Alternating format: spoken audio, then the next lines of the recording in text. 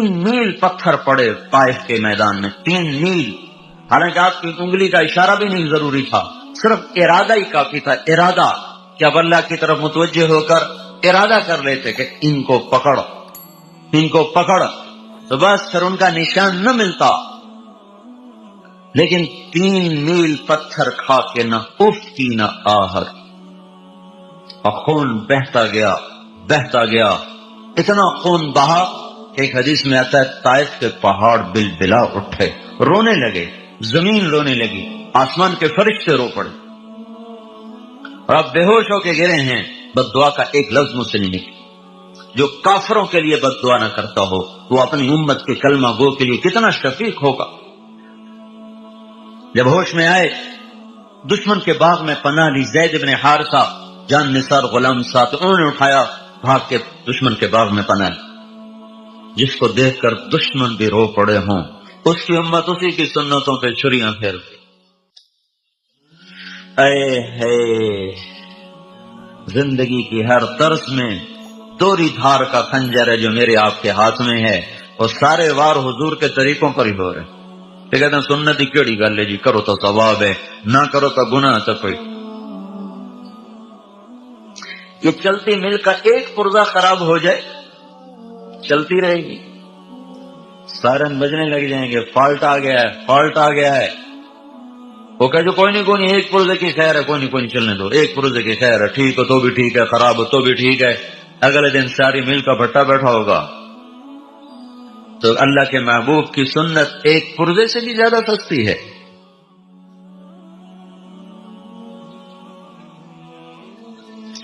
ہائے ہائے، اتبا جیسا جانی دشمن، اس کا بھی دل بھر آیا. یہ بدر کے میدان میں جھنڈا بردار تھا، بدر کی میدان میں کافروں کی طرف سے جھنڈا اس کے ہاتھ میں، بھاگا گیا، نوکر کو نہیں بھیجا، خود بھاگا، انگور توڑ کے لایا. وہ رشتہ داری کا خون جوش میں آ گیا نا. ثقیف والوں نے قریشی کو مار دیا، قومیت جاگ گئی. انگور توڑ کے لایا، پلیٹ میں سجائے، پھر شرم کی وجہ سے خود آگے نہیں گیا. اپنے غلام عداس کو کہنے لگا جا تو لے جا، تو لے جا. اور اسے کہنا تجھے رشتہ داری کی قسم، تجھے خون کی قسم، رد نہ کرنا، کھا لینا.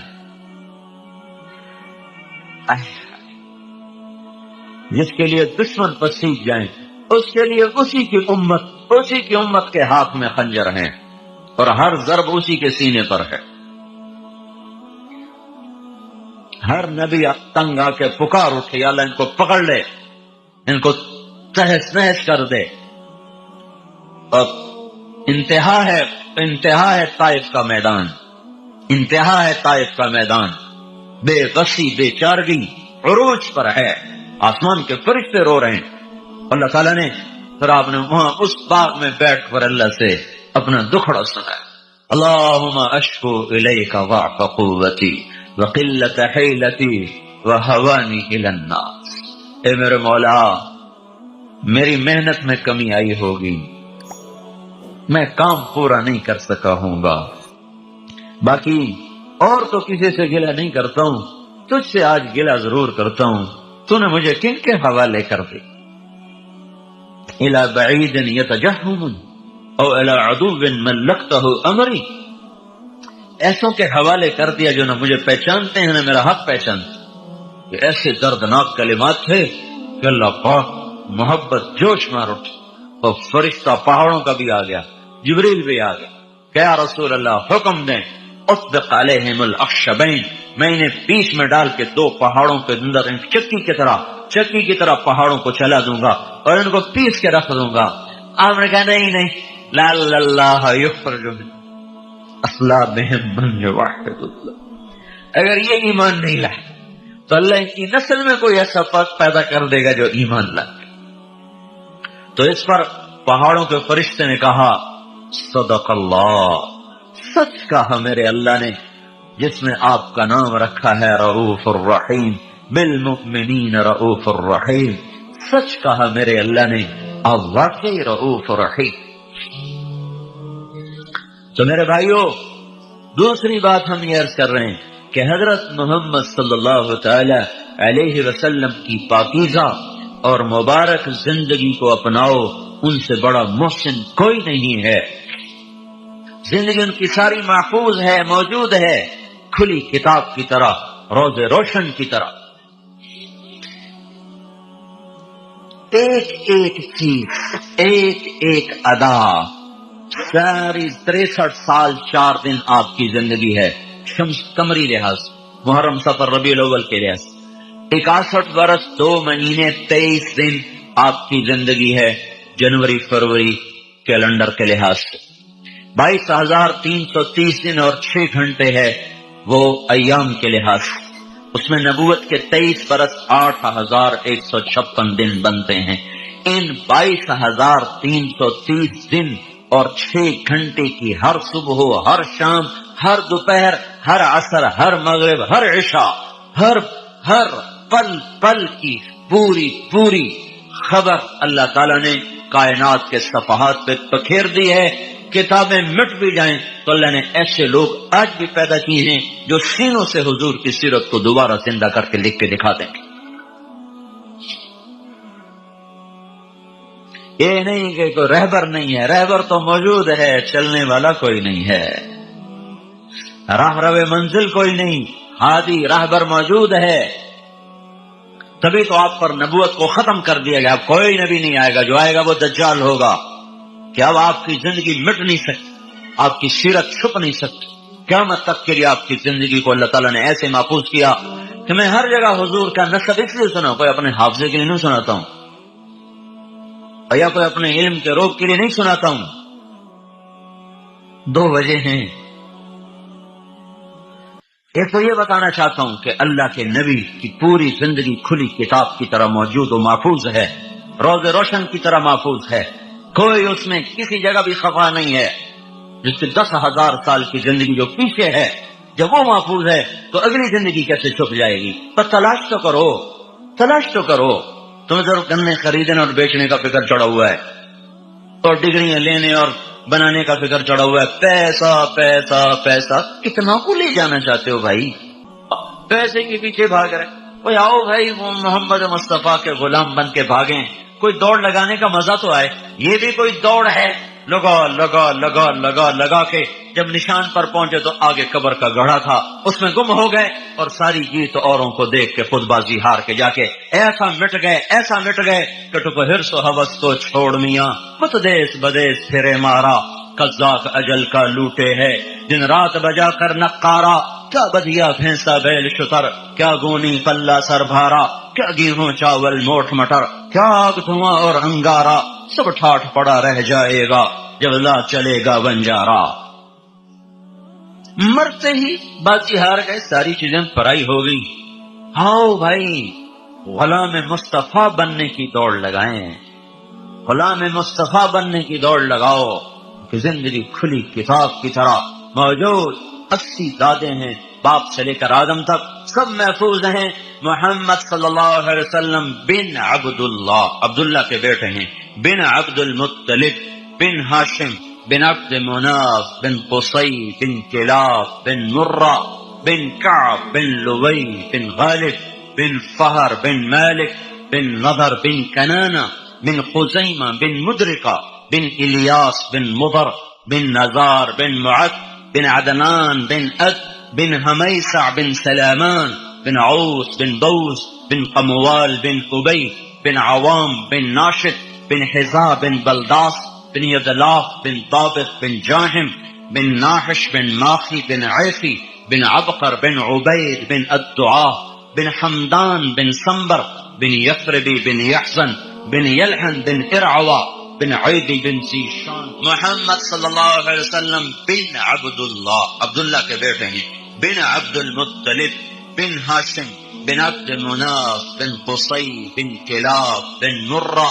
بن کعب، بن لوی، بن غالب، بن فہر، بن مالک، بن نضر، بن کنانہ، بن خزیمہ، بن مدرکہ، بن الیاس، بن مضر، بن نزار، بن معد، بن عدنان، بن اد، بن حمیسع، بن سلامان، بن عوس، بن بوس، بن قموال، بن ابی، بن عوام، بن ناشد، بن حزا، بن بلداس، بن یدلاف، بن طابق، بن جاہم، بن ناحش، بن ماخی، بن عیفی، بن عبقر بن عبید بن الدعاء بن حمدان بن سنبر بن یثربی بن یحسن بن یلحن بن ارعوا بن عیدی بن زیشان بن عیسر بن اقناد بن ایهام بن مقصر بن ناحف بن زارع بن سمی بن مزی بن عوض بن عرام بن تیدار بن اسماعیل بن ابراہیم بن آذر بن ناحور بن سروج بن رعو بن فائج بن عابر بن ارفخشاد بن سام بن نوح بن لامك بن متوشالح بن ادریس بن یارو بن ملهلئیل بن قینان بن آنوش بن شیسر بن آدم علیہ السلام. یہ کھلی کتاب ہے، سب اس کے پیچھے آؤ بھائی، سب اس کے پیچھے آؤ، یہ تبلیغ کا پیغام ہے. اور دیکھو ہمارے ہاں نا، مجھے یہ خیال نہیں آیا، ہمارے ہم لوگ زمیندار ہیں، لوکل زمیندار. ہماری کچھ روایات، ہمارے یہاں مراسی ہوتے تھے، اب تو وہ زمیندار سارے زمیندار شہروں میں چلے گئے، بخیل ہو گئے، خرچے بڑھ گئے، لہذا ان کو غریبوں کو دینے کا فرصت ہی کوئی نہیں، نہ تاجروں کو فرصت ہے، نہ زمینداروں کے پاس تو ویسے ہی پیسے تھوڑے ہوتے، تو پھر اوپر سے شہروں کے خرچ، تو بخیل ہو گئے، بخل آ گئے. ایک شاعر سے شاعری چھوڑ دی، کسی نے کہا تو نے شعر کیوں چھوڑ دیے؟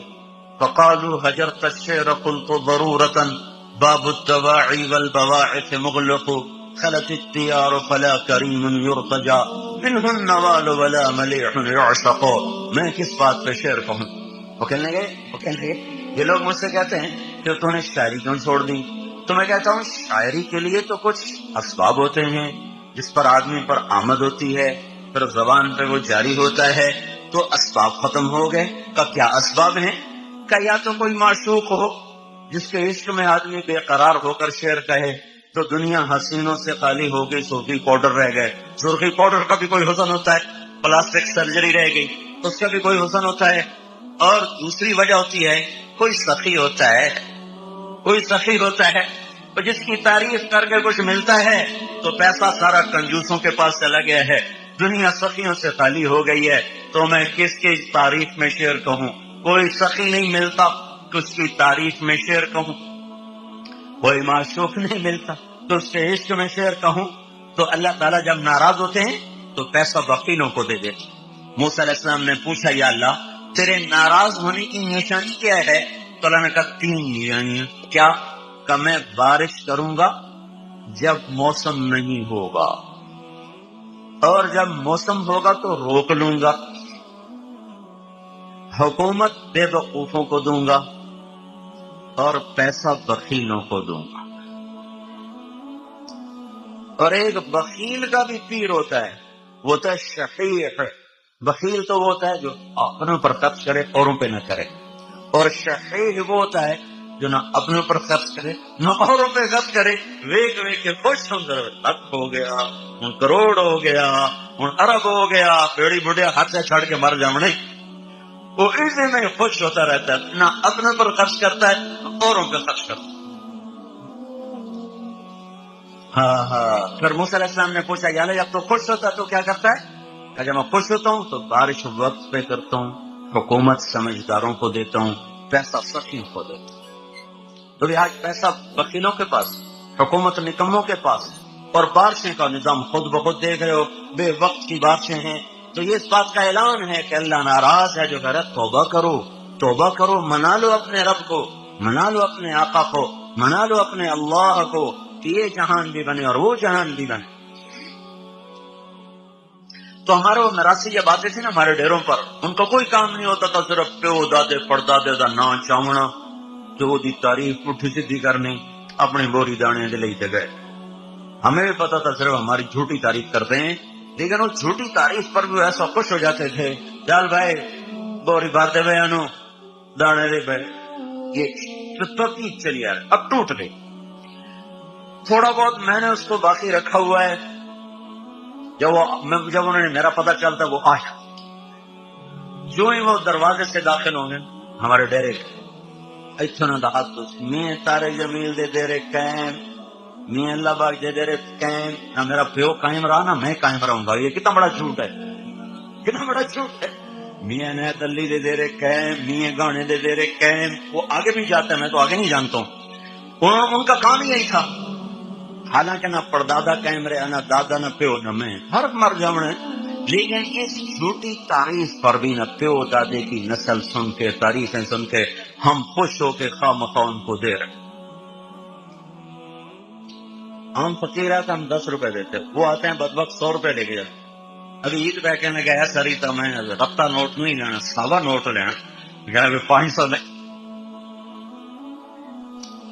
تو مجھے یہ خیال آیا پتہ نہیں تبلیغ قبول ہے کہ نہیں ہے، نمازیں قبول ہیں کہ نہیں ہیں، اور چلو اللہ کے نبی کے میراثی بن جائیں، اس کے پیو دادے کی جس پڑھیں، اس کا نام بلند کریں۔ ہم چھوٹے سے ذمہ دار ہو کر آج تک اپنے میراثیوں کو پال رہے ہیں، کل ہم یہ کہہ تو سکیں گے یا رسول اللہ تیرے میراثی بن کے زندگی گزاریں۔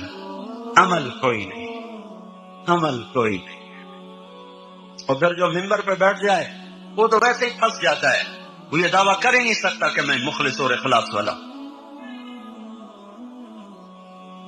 مجھے آپ کے اخلاص پر تو قسم کھانے کو میں تیار ہوں، آپ پر میں قسم کھانے کو تیار ہوں، اب سارے اللہ کے لیے آئے بیٹھو، میں اپنے پر قسم کھانے کو تیار نہیں، مجھے نہیں پتا کب میرا نفس میرے ساتھ کھیل کھیل جائے۔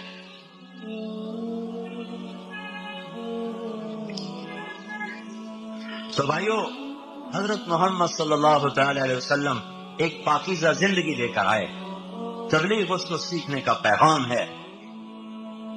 پھر ہمارے نبی آخری نبی بن کر آئے، یہ خصوصیت ہے ہمارے نبی کی، ہمارے نبی آخری نبی بن کر آئے۔ ہم سے نبوت کے سلسلے میں 2 مطالبے ہیں، ہمیں کہا گیا ہے کہو یہ اللہ کا نبی ہے، ہاں یہ اللہ کا نبی ہے، نہیں اتنے پر تمہارا ایمان قبول نہیں ہے، یہ بھی کہو کہ یہ آخری نبی ہے، اس کے بعد کوئی نبی نہیں، ہاں جی ہم یہ بھی کہہ رہے ہیں لا نبی بعدہ، ایک شخص لا الہ الا اللہ محمد رسول اللہ 1,00,000 دفعہ پڑھے اور یہ اس کا ایمان نہ ہو کہ آپ آخری نبی ہیں تو وہ کافر ہے، مسلمان نہیں ہو سکتا۔ تو ختم نبوت کے برابر مساوی عقیدہ ہے، مساوی عقیدہ ہے۔ یعنی 2 ستون کھڑے، یہ گرا دینا تو یہ شامیانہ گر جائے گا، یہ گرا دیں تو بھی گر جائے گا۔ تو ہمارے کلمے میں 4 جز ہیں، کلمے میں 4 جز، 3 ظاہر، چوتھا باطن، 3 لفظوں میں، چوتھا معنی میں، 3 لکھنے میں، چوتھا عقیدے میں، 3 لکھنے میں ہے، چوتھا عقیدے میں ہے، 2 نفی ہیں، 2 اثبات ہیں۔ لا الہ الا اللہ محمد الرسول اللہ، یہ تو کلمہ یہاں ختم ہو گیا۔ لا نبی بعدہ، کوئی معبود نہیں اللہ کے سوا، محمد صلی اللہ علیہ وسلم اللہ کے رسول ہیں، بات یہاں ختم ہے الفاظ کے لحاظ سے، لیکن عقیدے کے لحاظ سے ابھی ختم نہیں ہوئی۔ یہ بھی ساتھ مانو کہ آپ آخری نبی ہیں اور آپ کے بعد کوئی نبی نہیں۔ یہ لا نبی بعدہ کا جو لفظ ہے یہ کلمے کے اندر اس طرح چھپا ہوا ہے جیسے میرے جسم میں روح چھپی ہوئی ہے، میری ہر حرکت میری روح کے مرہون منت ہے، روح نکل جائے تو میں ابھی میت ہوں۔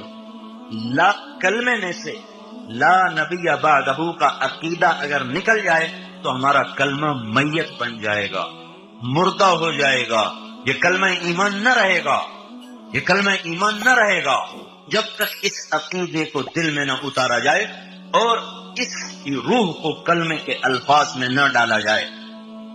تو 4 حصے ہو گئے، 2 نفی، لا الہ یہ نفی ہے، لا نبی بعدہ یہ نفی ہے، الا اللہ یہ اثبات ہے، محمد الرسول اللہ یہ اثبات ہے۔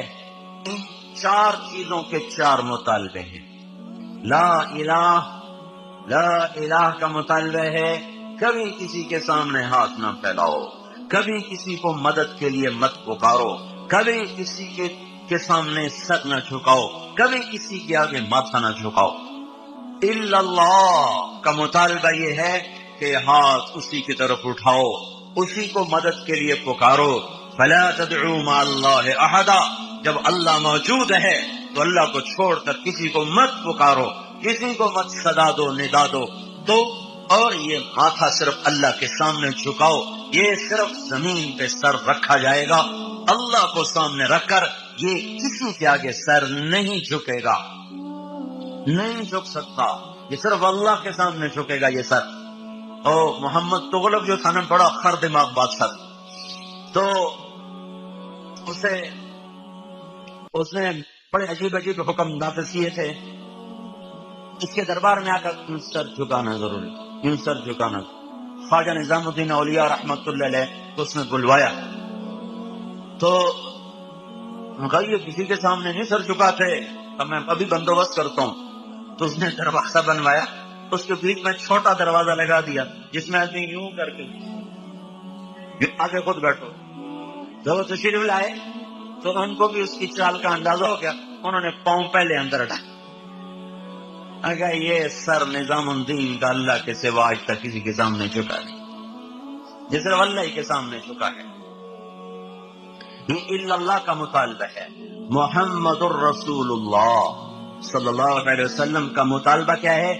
محمدی بن جاؤ، غلام رسول بن جاؤ، غلام نبی بن جاؤ۔ جیسے وہ سامنے وردی والے بتا رہے ہیں کہ یہ سیکیورٹی پہ لوگ ہیں، اگر یہ شلوار کرتا پہن لیں تو پھر کوئی پتہ نہیں چلے گا سیکیورٹی والے ہیں کہ عام لوگ ہیں۔ تم اس محمد الرسول اللہ کے عقیدے کا اتنا مطالبہ ہے کہ اتنی غلامی رسول اختیار کرو کہ چلتے پھرتے غلام رسول نظر آؤ، کہا جا سکے یہ غلام رسول ہے، یہ غلام نبی ہے، یہ غلام مصطفیٰ ہے، یہ غلام مجتبیٰ ہے۔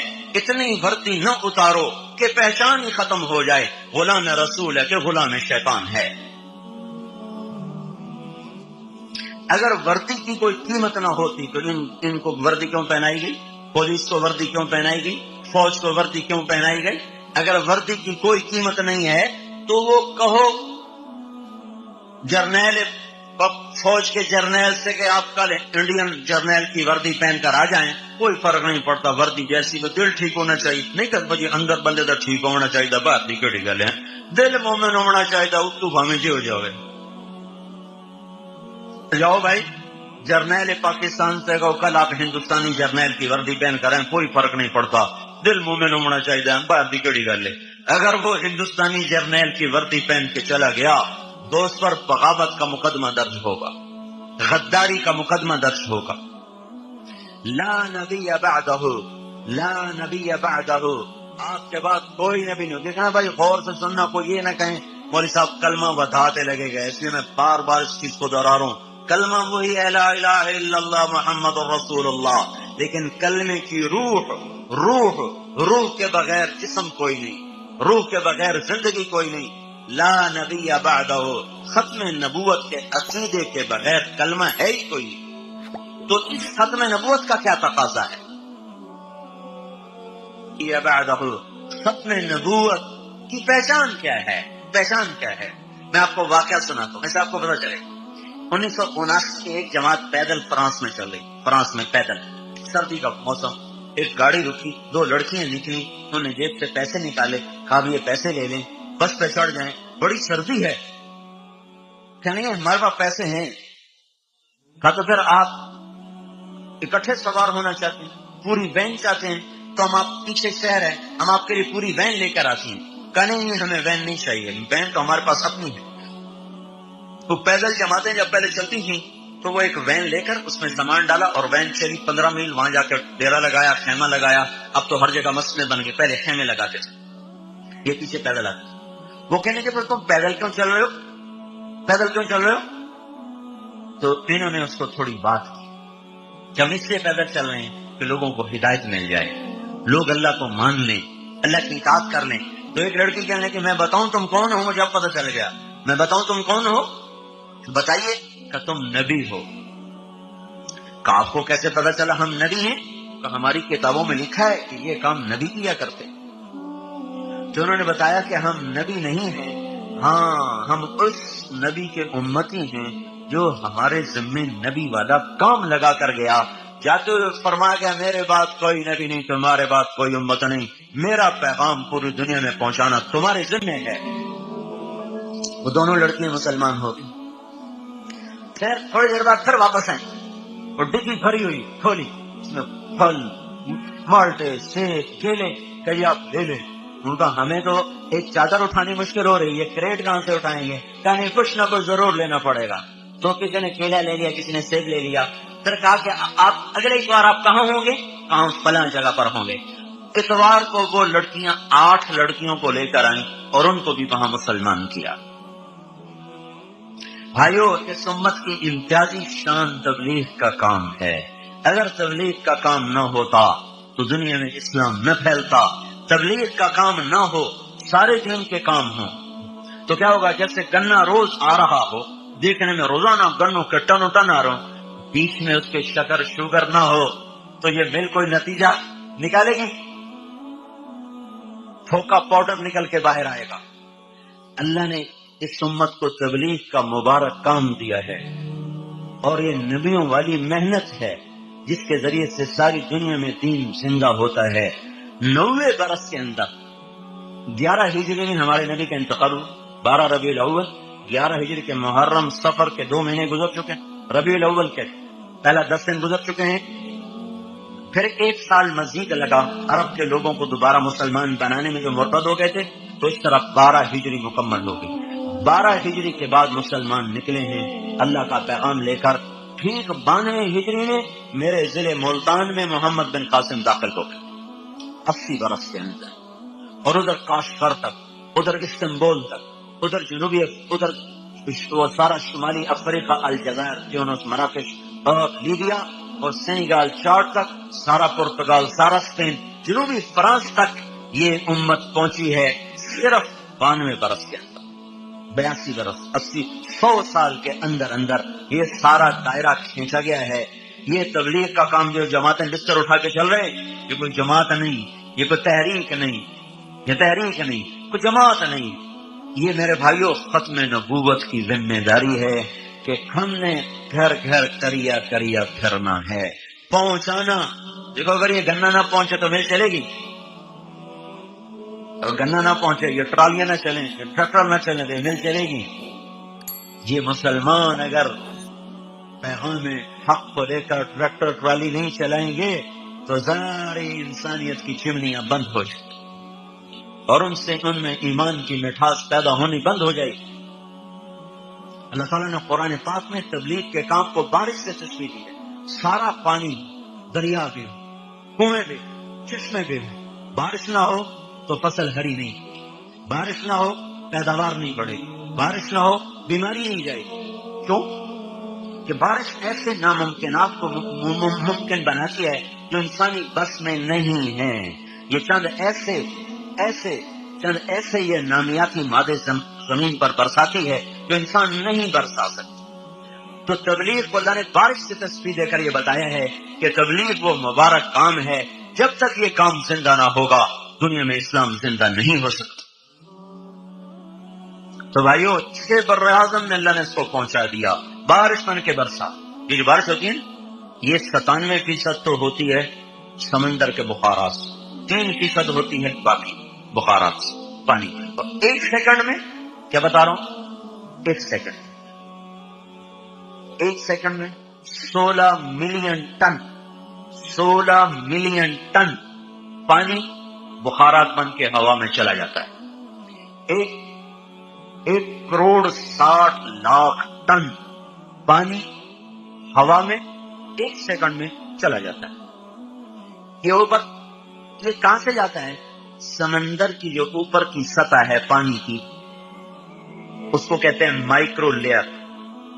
1/10 ملی میٹر سینٹی میٹر کا 10واں حصہ ہوتا ہے، پھر اس کے 10 حصے کیے جائیں تو اس کا وہ جو 1/10 ملی میٹر ہے، وہ جو پانی کی سطح ہے اس میں بے شمار جانور ہیں، بے شمار درخت ہیں، پودے جو مائکروسکوپ سے نظر آتے ہیں، وہ اس میں گلتے ہیں، سڑتے ہیں، مرتے ہیں۔ یہ بارش کے بخارات اس میں سے اٹھتے ہیں تو اپنے ساتھ بے شمار کھاد لے کے جاتے ہیں۔ وہ کھاد اوپر سے اللہ اس کو برساتا ہے، اس میں میگنیشیم، کوبالٹ، زنک اور مرکری اور پلس نائٹروجن جو ہوا میں ہے، وہ اس طرح مناسب انداز سے گرتا ہے کہ ساری زمین ہری ہو جاتی ہے، فصلیں لہلہا جاتی ہیں اور انسانی زندگی میں بھی بہار آ جاتی ہے، بیماریاں ختم ہو جاتی ہیں۔ اگر یہ بارش بند ہو جائے تو کنویں بھی ہوں، باغ بھی ہوں، اور دریا بھی ہوں، اور چشمے بھی ہوں، ٹیوب ویل بھی ہوں، اول تو آہستہ آہستہ سب خشک ہو جائیں گے، اور اگر ہو بھی صحیح تو نہ زمین نرم ہوگی اور نہ انسان کو صحت ملے گی کہ دیکھنے پہ تو یا اللہ بارش سے خشک کر دی ہے، بارش سے بیماریاں آ گئی ہیں، بارش سے یا اللہ فصل کا رنگ بدل جائے گا۔ پہلے جب ہم چھوٹے تھے تو دسمبر میں ضرور چھڑی لگتی تھی، آخری 10 دن ضرور چھڑی ہوتی، اور ان دنوں گندم اونچی ہو چکی ہوتی تھی تو اس پر وہ بارش گرتے گرتے گرتے اس میں وہ بے شمار پھر وہ اپنے نکالتے تھی، شاخیں نکالتی تھی، تو اس کی وجہ سے گندم بڑے خوبصورت ہوتی تھی۔ اب دسمبر گزر جاتا ہے، جنوری گزر جاتا ہے، ہمارے یہاں فروری میں بارش شروع ہو جاتی ہے۔ فروری میں بارش ہونے کا کیا مطلب ہے؟ ہمارا علاقہ آم کے باغات کا ہے، سارا بور چھڑ جاتا ہے، وہ بور آیا ہوتا ہے اور اس وقت پالینیشن کا وقت ہوتا ہے تو اوپر سے بارش ہوتی ہے، وہ بور نر پتلا ہو جاتا ہے، وہ زمین پہ گر جاتا ہے، سارا سال ہمبا نو پانی دے، کھاد دے، اخیر تے پتے ہاتھ سے چند دن ہو کے ہاتھ کو نہیں ہوتی۔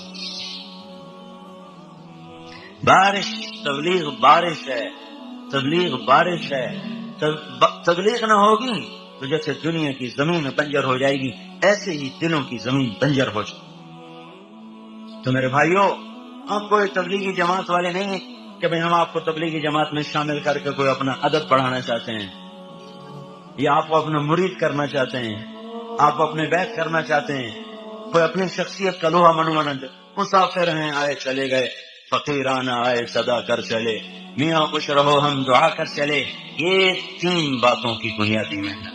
ہر مسلمان اللہ کی غلامی میں آئے، ہر مسلمان حضرت محمد صلی اللہ علیہ وسلم کی 100% اتباع میں آ جائے، ہر مسلمان اس پیغام حق کو لے کر دنیا میں پھرنے والا بنے۔ پھرنا اس امت کا سب سے بڑا عمل ہے اور بیٹھ جانا اس امت کا سب سے بڑا جرم ہے۔